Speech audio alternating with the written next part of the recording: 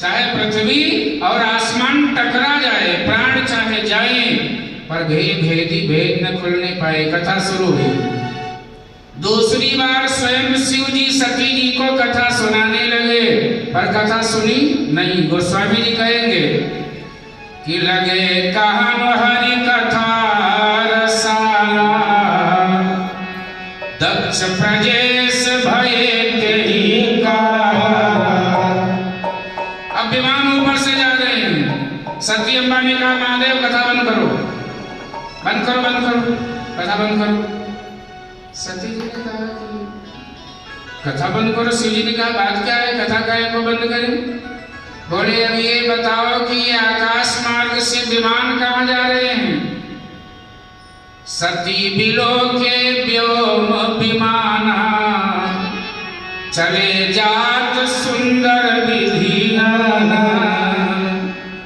बड़े सुंदर से, एक विमान नहीं है, जितनी देवता है उतनी विमान है।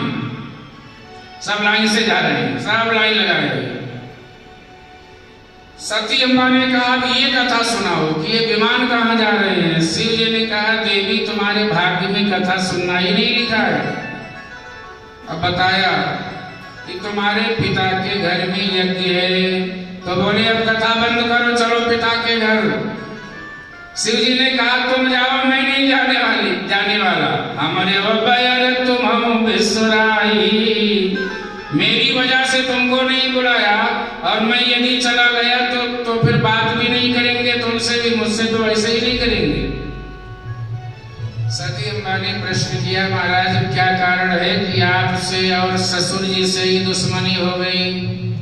बोले एक समय की बात है, एक सभा लगी हुई थी, ससुर जी आए हुए थे और मैं राम नाम सुमरन में लगा हुआ था। मुझे ये नहीं पता लगा कब ससुर जी आए। सबने उठ के स्वागत किया, मैं उठा ही नहीं तो बड़ा दुनिया भर का श्राप दे दिया और पता नहीं क्या क्या कह दिया, और तभी से मुझसे दुश्मनी मान रखी। और इसीलिए इस यज्ञ की रचना की है कि सबको बुलाएंगे पर शिव जी का अपमान करेंगे।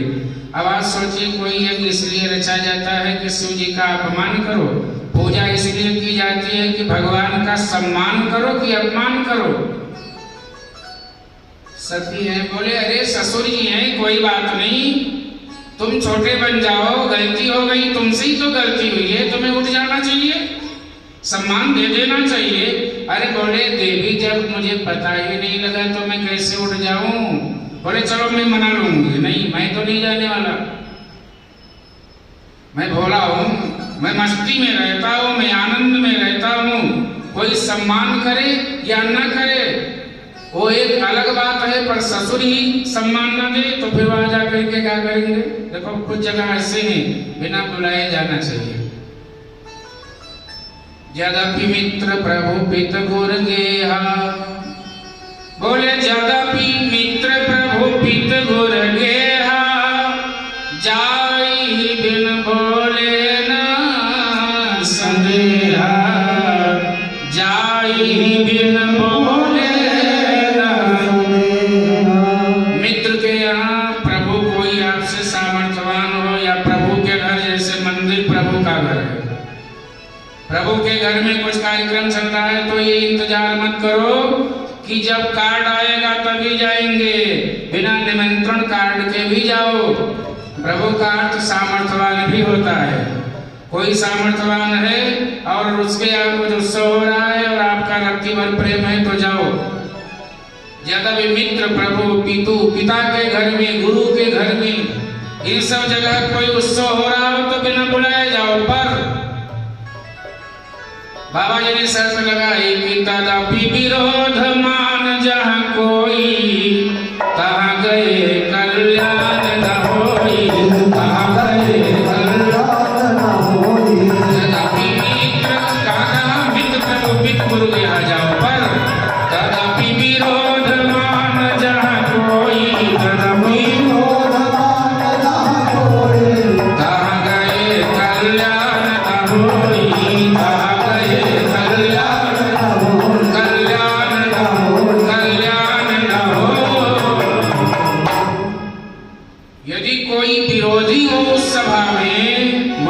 जाओ। क्यों? तुम जाओगे वहां कुछ कहोगे, वो कुछ बोलेंगे, परिणाम ये होगा कि लड़ाई झगड़ा हो जाएगा।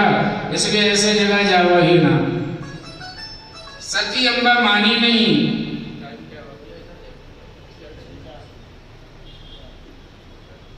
तदपि विरोध मान जहाँ कोई, तहाँ गए कल्याण न होई। ऐसी जगह जाने से कल्याण नहीं होगा यदि कोई विरोधी बैठा हो।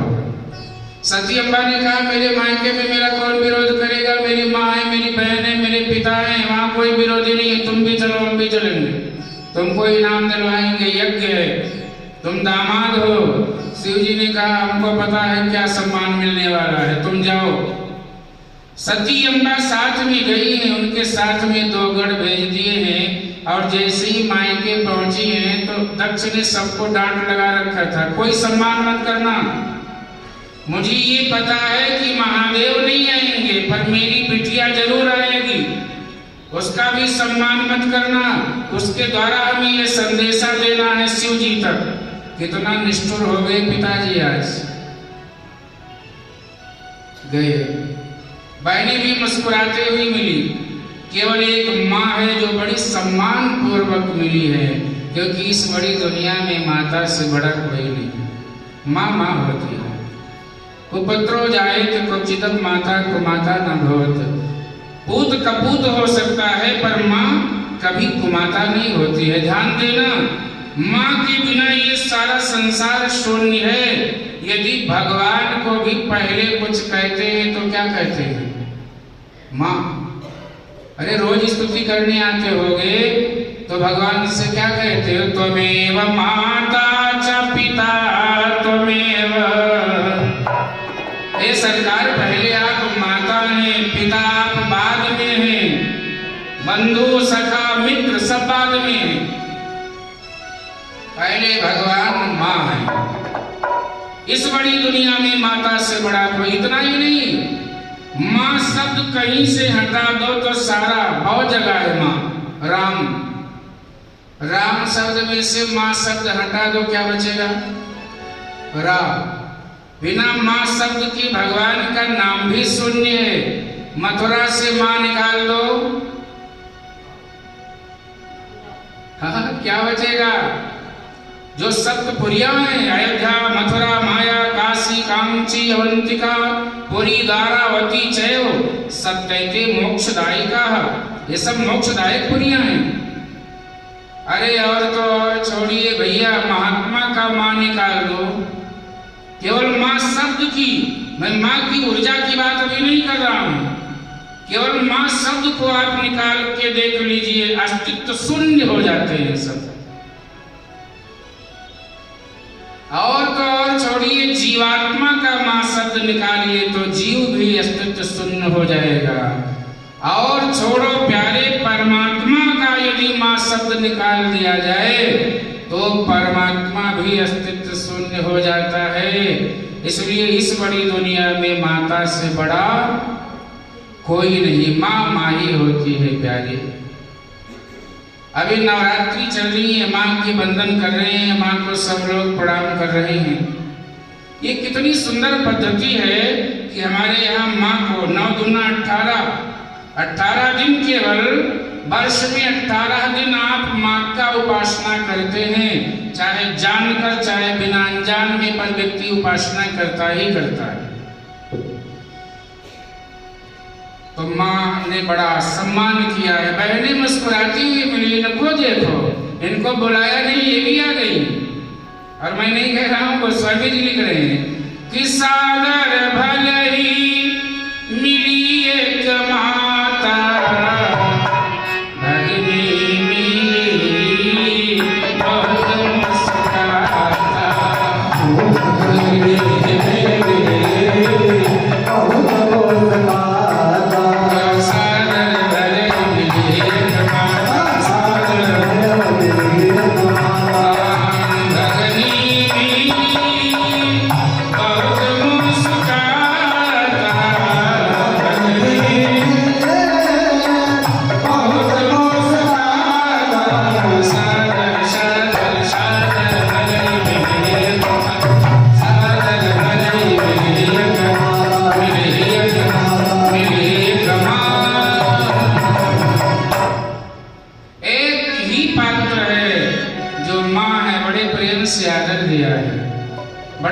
सम्मान दिया है। बेटी चिंता मत करो, तेरे पिता की बुद्धि बिगड़ गई है, मैं उनको ठीक कर लूंगी, समझा दूंगी।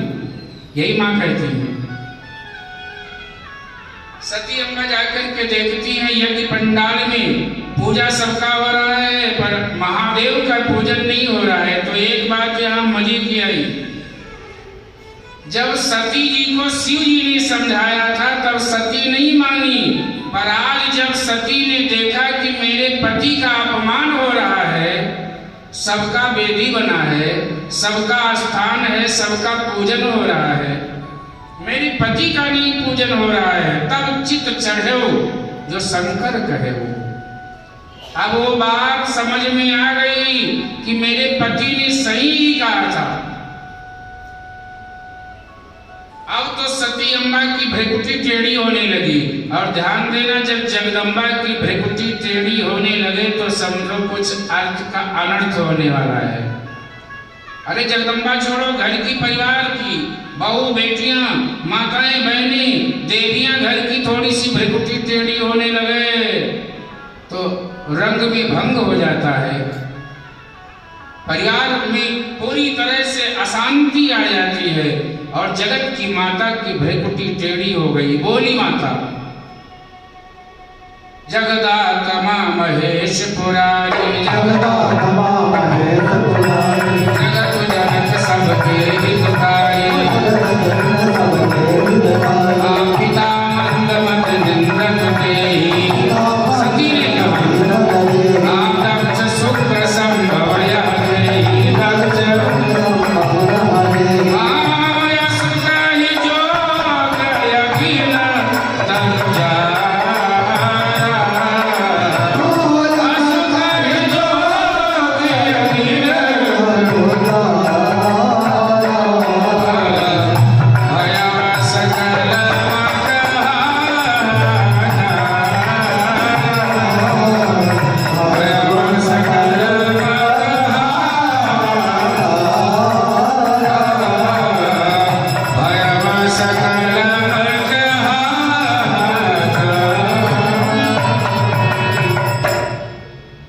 सती अम्मा की भ्रिकुटी टेढ़ी हुई और बहुत जोर से, बहुत क्रोधावेश में, पिता मंदमती, मेरे पिता की बुद्धि बिगड़ गई है, दक्ष शुक्र संभव यह देहि, मैं दक्ष से उत्पन्न शरीर को नष्ट कर रही हूँ। जो लोग शिव जी की पूजा करते हैं वही मेरे पिता होकर के शिव जी का अपमान करते हैं। अस कही जोग अग्नि तन जारा, योगाग्नि के माध्यम से तन को भस्म कर दिया।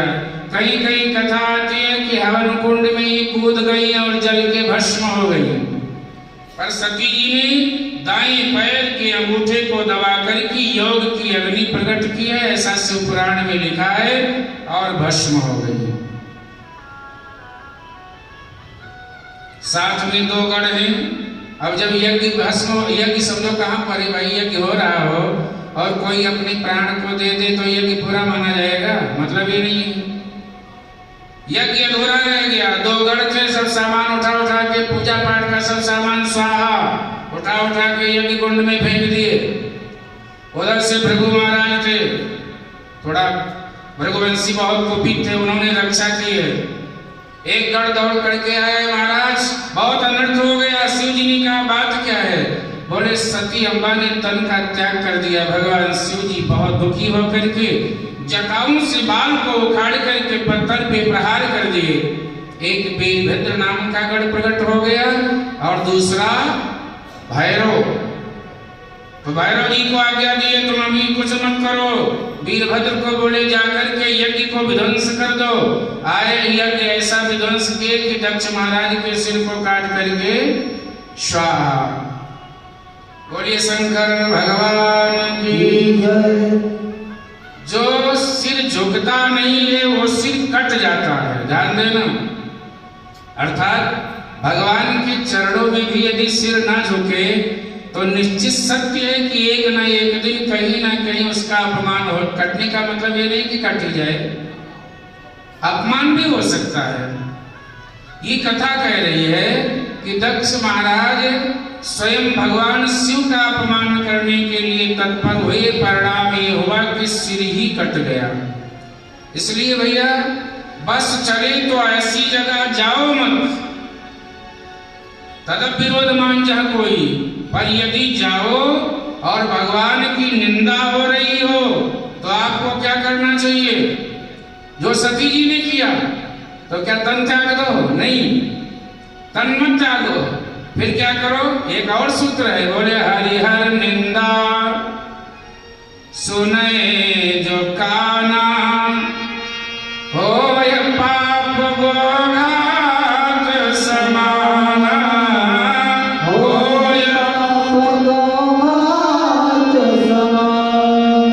यदि भगवान की निंदा हम लोग सुनते हैं तो परिणाम ये होगा कि समझो गोहत्या किया है।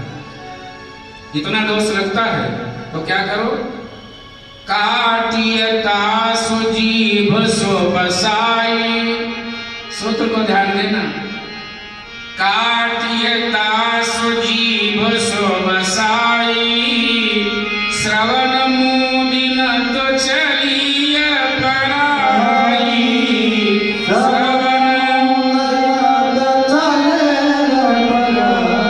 आप में सामर्थ्य हो तो उसकी जीभ काट लो। अच्छा बताओ, कोई संत ये बात लिखेगा? ये बात यहां समझने की है। गोस्वामी जी ने ये नहीं लिखा है कि चाकू लेके जीभ काटो, नहीं। अध्यात्म परक व्याख्या इसकी यही है कि आप में सामर्थ्य हो तो जिन शब्दों के द्वारा भगवान का खंडन कर रहा है, आप अपने विवेक बुद्धि के द्वारा उसकी बात को काटो। काटियता सुजीव सो बसाई। और यदि आप में सामर्थ्य ना हो तो क्या करो? श्रवण मूंद, कान को बंद करो, राम राम राम राम राम, ये क्या कह रहा है? सुनो मत भगवान की निंदा और निकल जाओ। अब सती जैसा तुम त्याग कर पाओ तो त्याग कर दो। तो भैया सती हम सब लोग तो नहीं बन पाएंगे कि हम तरे त्याग कर दे। पर सती जी ने भगवान का अपमान नहीं देख पाए, तन त्याग कर दिया। हाहाकार हुआ है। बाबा शिव जी भी आए हैं, सासू मैया ने बहुत निवेदन किया है, प्रणाम किया है, नया जीवन दान दे दिया। कौन सा सिर दिया है लक्ष्मण महाराज को? बकरे का सिर।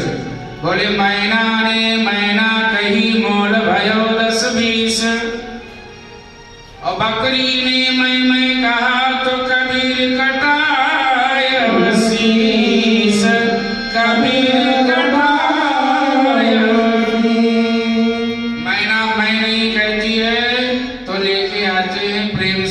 चावल खिलाते हैं, और बकरी मैं कहती है तो सिर कट जाता है। इसलिए मैं का रोग हमारा आपका बड़ा खतरनाक रोग है। एक कवि ने बड़ा सुंदर लिखा है कि कचोले ना न देना